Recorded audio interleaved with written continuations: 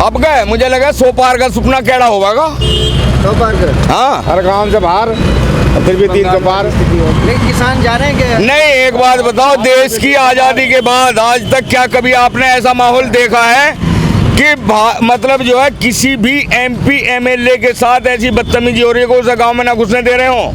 हुआ है देश की आज़ादी के बाद कभी आज तक? ऐसा चुनाव तो बहुत हुए हैं, आखिर क्यों खदेड़ रहे हैं इन्हें, क्यों छेत रही है इन्हें पब्लिक? 750 शहीदों का हिसाब लिया जाएगा, किसान ले रहा है उस हिसाब को।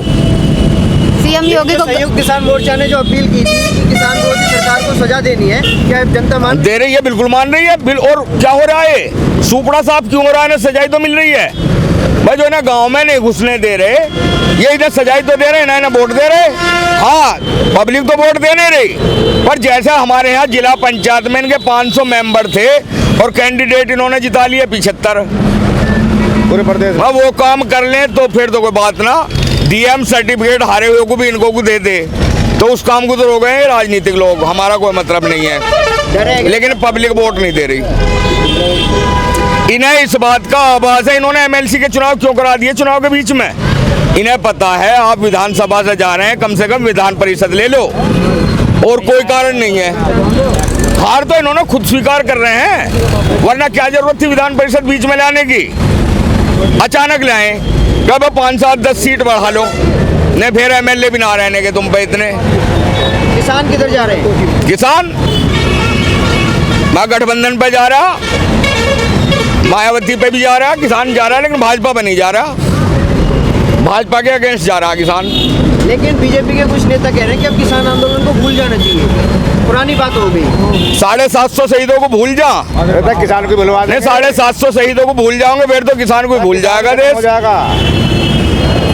ये तो सही कह रहे हैं, भूल जाना चाहिए। हाँ, किसान खत्म हो जाएगा। हम वे शब्द भी भूल जाएंगे जो उन्होंने माओवादी बताए थे, आतंकवादी बताए थे, खालिस्तानी बताए थे, अय्यास बताए थे, आंदोलनजीवी बताए थे, परजीवी बताए थे, ट्रैक्टर वाले किसान बताए थे, अंग्रेजी बोलने वाले बताए थे, जीन्स पहनने वाले किसान बताए थे। कोई गाली थी हिंदुस्तान में जो आंदोलनकारियों को नहीं दी गई? भूल जाए उन्हें, भूल जाएगा किसान। 13 महीने वहाँ पड़े रहे, हमें पता सारे मौसम हमने वहाँ कैसे झेले हैं। लेकिन अब तो आपसे 650 साल पुराना रिश्ता निकाल रहे हैं। हाँ निकालेंगे, हमें ना पता, हमें तो वे 13 महीने याद हैं, 650 साल हमें कोई पता नहीं, हमारे पूर्वजों को पता नहीं है। और ये तो ऐसे ही निकाले, मोदी जी यदि अलीगढ़ जाते हैं तो मोदी जी के पिताजी अलीगढ़ से ताले ले जाया करे, यदि वहाँ पश्चिम बंगाल में जाते हैं तो मोदी जी वक्के आंदोलन में गए थे, बता दो कौन से आंदोलन में रहे। आसाम में जावे वहाँ बतावे कि यहाँ बाढ़ाई में जब आया था। मोदी जी तो हर जगह सर्वव्यापी हैं, कृष्ण भगवान हो रहे हैं, वे तो हर जगह हैं, ये तो हर जगह रिश्ता निकालते हैं। लेकिन अभी लोग कह रहे हैं कि देश अभी भी मजबूत हाथों में है।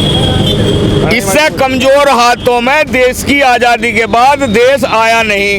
यदि मजबूत हाथों में है फिर क्या कारण है? हिंदुस्तान की सारी चीजें बिक रही हैं, रेल बिक रही है, रोडवेज बिक रही है, सड़क बिक रही है, प्लेटफॉर्म बिक रहे हैं। जब मजबूत हाथों में फिर क्यों बिक रहा देश, क्यों बिक रहा रोज?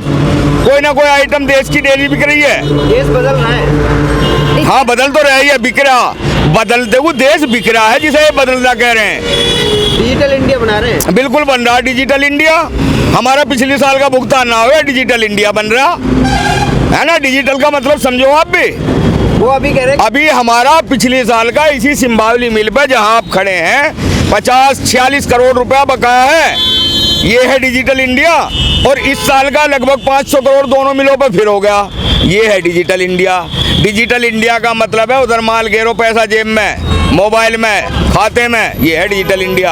कहाँ है डिजिटल इंडिया? मोदी जी कह रहे हैं कुछ लोग छोटे किसानों को बहका रहे हैं, उनसे बचना चाहिए छोटे किसानों को।